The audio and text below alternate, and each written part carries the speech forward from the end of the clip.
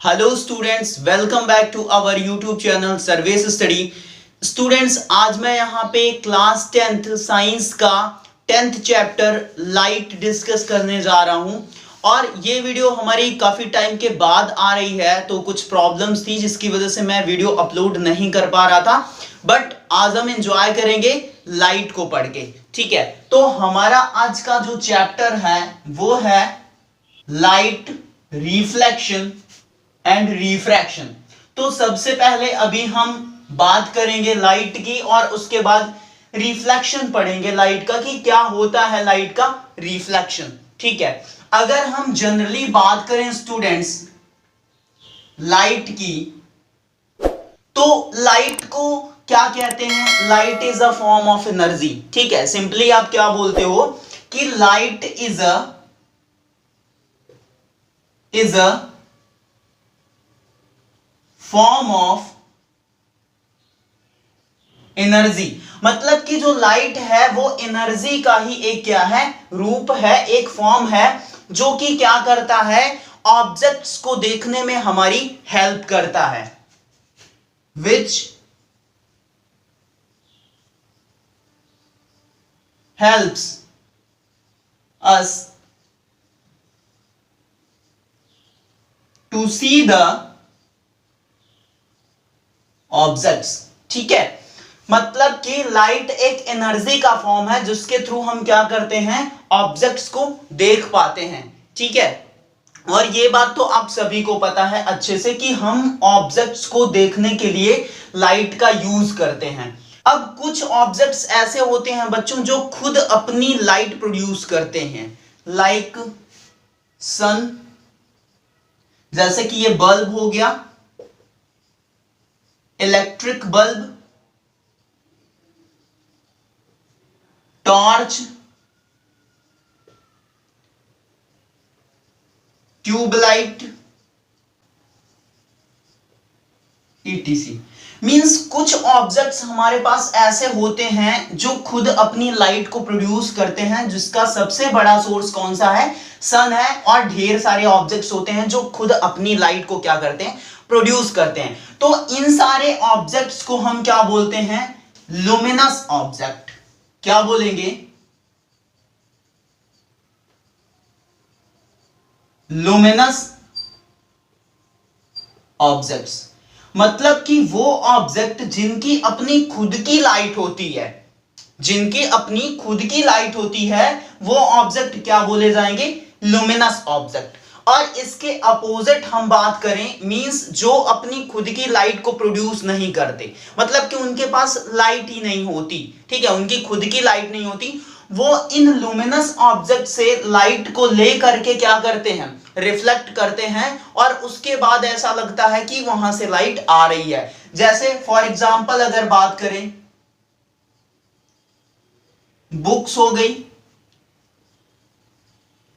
Table, chair, ये सारे objects जो हैं ये खुद अपनी लाइट को प्रोड्यूस नहीं करते, मतलब इनके पास लाइट का कोई सोर्स ही नहीं है। तो इनको हम क्या बोलेंगे? नॉन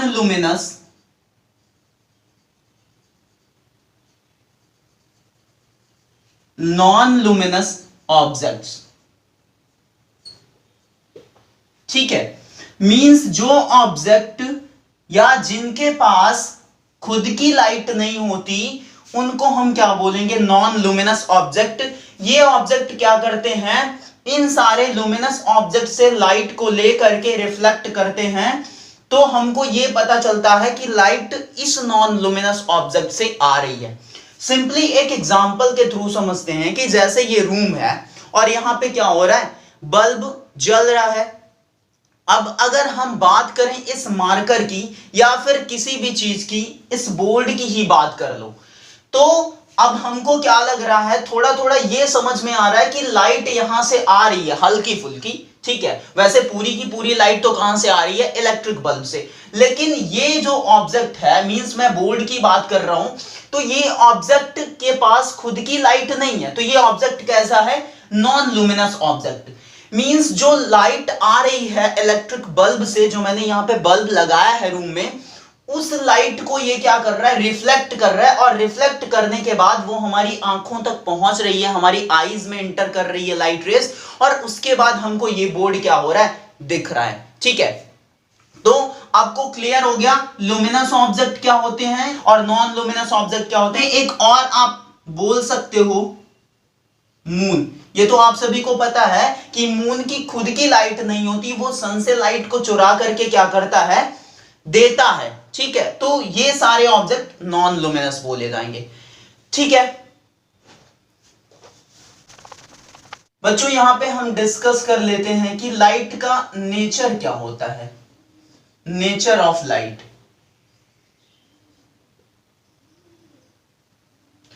अब देखो लाइट दो फॉर्म में एग्जिस्ट करती है, मींस इसका क्या होता है, लाइट के पास डुअल नेचर होता है। डुअल नेचर का मतलब लाइट के दो नेचर होते हैं, एक होता है वेव नेचर और दूसरा होता है पार्टिकल नेचर।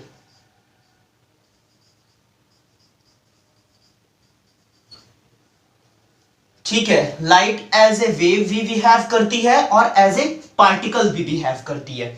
अगर मैं बात करूं इसके वेव नेचर की, तो वेव नेचर के थ्रू हम कौन से फिनोमेना डिस्कस कर पाते हैं, लाइक डिफ्रैक्शन,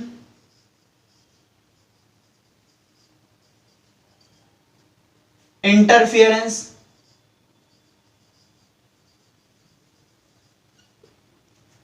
पोलराइजेशन,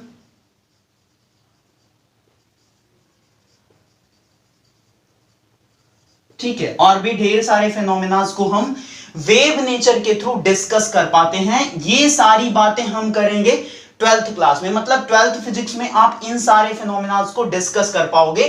बच्चों वेव नेचर के थ्रू हम ये कह सकते हैं कि लाइट एक टाइप की क्या है, ईएम वेव है, इलेक्ट्रोमैग्नेटिक वेव है। इलेक्ट्रोमैग्नेटिक वेव का मतलब क्या है कि वो वेव जो कि बिना मीडियम के प्रोपेगेट कर सकती है, मींस लाइट भी बिना मीडियम के चल सकती है, और इसी वजह से वैक्यूम में जो स्पीड ऑफ लाइट है वो सबसे ज्यादा है, 3 × 10⁸ मीटर पर सेकेंड की।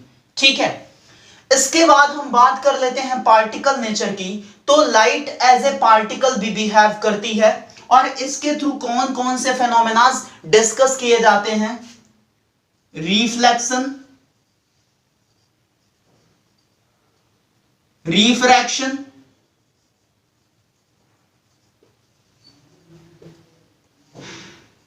ठीक है, जो कि यहां पे हम दोनों क्या करेंगे, डिस्कस करेंगे, रिफ्लेक्शन भी और रिफ्रैक्शन भी। मींस हमको यहां पे क्या स्टडी करना है, लाइट का कौन सा नेचर, पार्टिकल नेचर। और ऐसा बोला जाता है बच्चों की जो लाइट है वो जब एक पार्टिकल की तरह बिहेव करती है तो वो पैकेट्स के फॉर्म में चलती है, बंडल्स के फॉर्म में चलती है, और वो पैकेट जो छोटा सा पार्टिकल होता है उसको क्या बोला जाता है, फोटॉन। ठीक है, फोटॉन के फॉर्म में लाइट ट्रेवल करती है जब हम उसके पार्टिकल नेचर की बात करेंगे तब। ठीक है, तो यहां पे जो हमारा चैप्टर है रिफ्लेक्शन और रिफ्रैक्शन, वो दोनों ही फेनोमेनास लाइट के पार्टिकल नेचर की वजह से जनरेट होते हैं। मींस पार्टिकल नेचर के थ्रू हम रिफ्लेक्शन और रिफ्रैक्शन दोनों ही डिस्कस करेंगे। ठीक है, तो ये हो गया लाइट का बेसिक्स। इसके बाद हम अपने नेक्स्ट टॉपिक पे आते हैं, रिफ्लेक्शन ऑफ लाइट। लाइट का रिफ्लेक्शन क्या होता है बच्चों, रिफ्लेक्शन को हम इस तरीके से समझ सकते हैं कि जैसे मान लो हमारे पास कोई मिरर है या फिर कोई भी सरफेस है, और मैंने उस पे क्या करी, लाइट डाली मिरर पे, और लाइट क्या होती है, दूसरे डायरेक्शन में चली जाएगी। जैसे कि ये मिरर है, मैंने ऐसे लाइट मारा, ठीक है, ऐसे लाइट को इंसिडेंट करा है टॉर्च से या किसी भी चीज से, तो लाइट क्या करेगी, ये जो लाइट यहाँ पे लड़ रही है, इंसिडेंट कर रही है, टकरा रही है, वो क्या करेगी, इस डायरेक्शन से निकल जाएगी बाहर। यही जो प्रोसेस है उसी को हम क्या बोलते हैं, reflection of light. Means reflection का मतलब ये है कि कोई भी सरफेस हो और उस पे अगर मैं लाइट को इंसिडेंट कराऊं तो वो क्या हो, लाइट को क्या कर दे, वापस कर दे। ठीक है, लाइट का वापस अपने ही मीडियम में आना, सेम उसी मीडियम में लड़के वापस आ जाना, मींस ऐसे जा रही है ऐसे वापस आ जाना, क्या बोला जाता है, रिफ्लेक्शन ऑफ लाइट। ठीक है, तो अगर हम यहां पे एक फिगर ड्रॉ करें, जैसे कि ये हमारे पास मिरर है, ठीक है, और मैंने क्या करा, ये एक लाइट इंसिडेंट कराया इस पे, ठीक है, ये हो गया नॉर्मल हमारा, और लाइट क्या करेगी, ऐसे वापस उसी मीडियम में क्या करेगी, चली जाएगी। तो ये जो लाइट का इंसिडेंट होके वापस जाना है, ये प्रोसेस ही क्या बोला जाता है, रिफ्लेक्शन बोला जाता है। ठीक है, तो यहां पे हम रिफ्लेक्शन को डिफाइन कर सकते हैं, the process of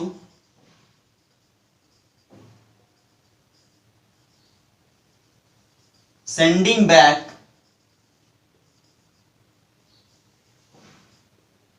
the light rays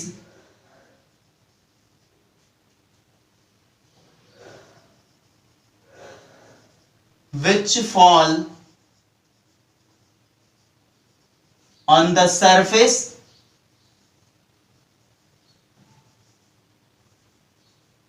of an object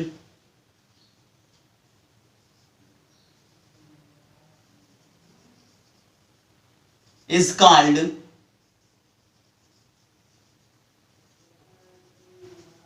reflection of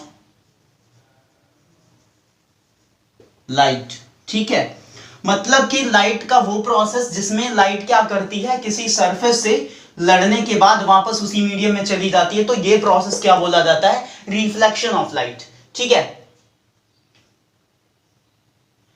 और इसके एग्जाम्पल की बात करें तो ये प्रोसेस यहां भी हो रहा है, मैक्सिमम जगह रिफ्लेक्शन ऑफ लाइट होता है। कैसे, जैसे कि लाइट जो यहां पे जल रही है, जो लाइट के बल्ब्स हैं वो क्या कर रहे हैं, लाइट को इमिट कर रहे हैं, और इमिट करने के बाद ये इन ऑब्जेक्ट्स पे पड़ रही है, और ये ऑब्जेक्ट्स क्या कर रहे हैं, लाइट को रिफ्लेक्ट कर रहे हैं, और वो रिफ्लेक्टेड जो लाइट रे है वो हमारी आंखों पे पड़ रही है, जिसकी वजह से हमको ऑब्जेक्ट क्या कर रहे हैं, दिख रहे हैं यहाँ पे। तो ये प्रोसेस कौन सा हो रहा है, रिफ्लेक्शन हो रहा है। मींस रिफ्लेक्शन प्रोसेस की वजह से हमको ये सारे ऑब्जेक्ट्स जो इस रूम में प्रेजेंट है या फिर कहीं पे भी, वो हमको क्या हो रहा है, दिख रहे हैं। ठीक है, फॉर एग्जाम्पल जैसा कि मान लो आप बाहर निकलते हो और बाहर क्या है, सनलाइट है, सनलाइट दे रहा है ना, तो किसी भी ऑब्जेक्ट पे वो लाइट पड़ती है और वो ऑब्जेक्ट क्या करता है, लाइट को रिफ्लेक्ट करता है आपकी आंखों पे, और उसका इमेज बनता है, जिसकी वजह से वो ऑब्जेक्ट हमको क्लियरली दिखाई देता है।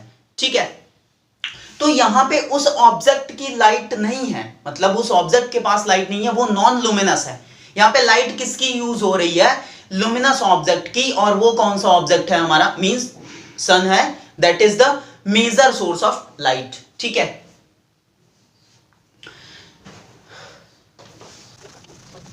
इसके बाद हम यहां पे डिस्कस कर लेते हैं laws of reflection. Laws of reflection ये बहुत ही इंपॉर्टेंट है। ठीक है, ध्यान से समझिएगा लॉज ऑफ रिफ्लेक्शन को। तो लॉज ऑफ रिफ्लेक्शन बच्चों दो हैं हमारे, ये एक मिरर ड्रॉ कर लिया हमने, ठीक है, ये हमारे पास मिरर हो गया, एक लाइट रे ऐसे इंसिडेंट हो रही है, और ये हमने ड्रॉ कर दिया क्या, नॉर्मल, और ये लाइट क्या हो रही है, रिफ्लेक्ट हो जा रही है। तो बच्चों ये कौन सी लाइन है, ये है हमारा नॉर्मल, जिसको एन से रिप्रेजेंट कर रहे हैं हम। ये कौन सी लाइट रे है, इसको क्या बोलेंगे, इंसिडेंट रे, और ये वापस जो आ रही है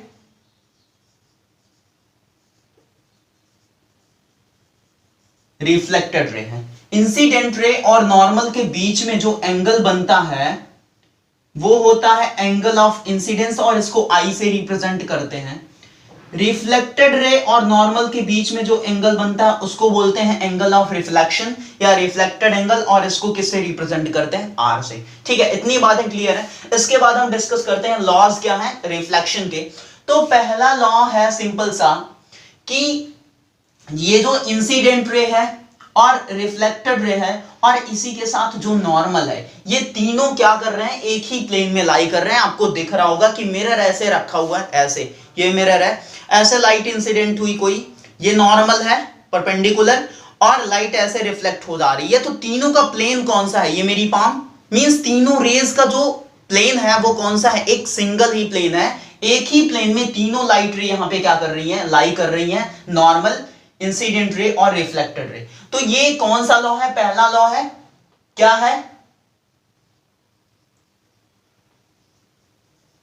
इंसिडेंट रे, रिफ्लेक्टेड रे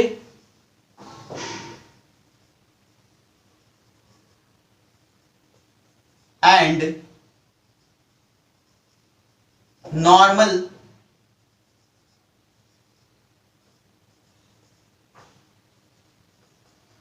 on lie on same plane.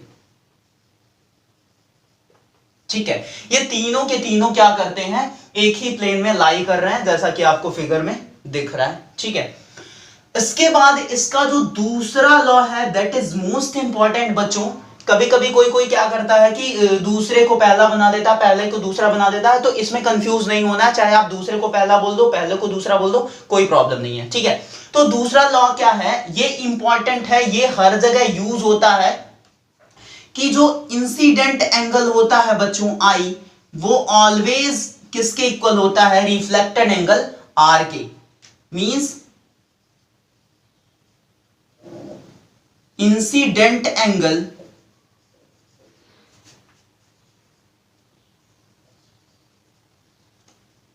is always equal to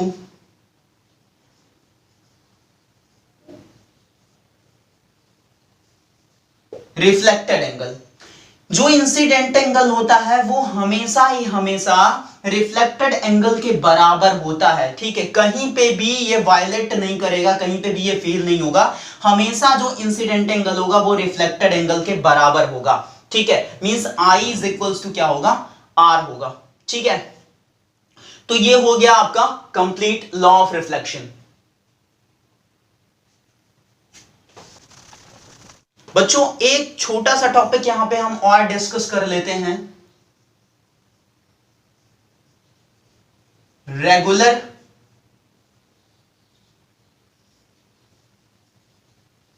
and diffuse reflection. ठीक है, रेगुलर रिफ्लेक्शन क्या होता है और डिफ्यूज रिफ्लेक्शन क्या होता है। डिफ्यूज को आप इर्रेगुलर भी बोल सकते हो, ये जो डिफ्यूज रिफ्लेक्शन है इसको आप इर्रेगुलर भी बोल सकते हो। ठीक है, अब रेगुलर रिफ्लेक्शन क्या होता है, जैसे कि ये मिरर है अपने पास,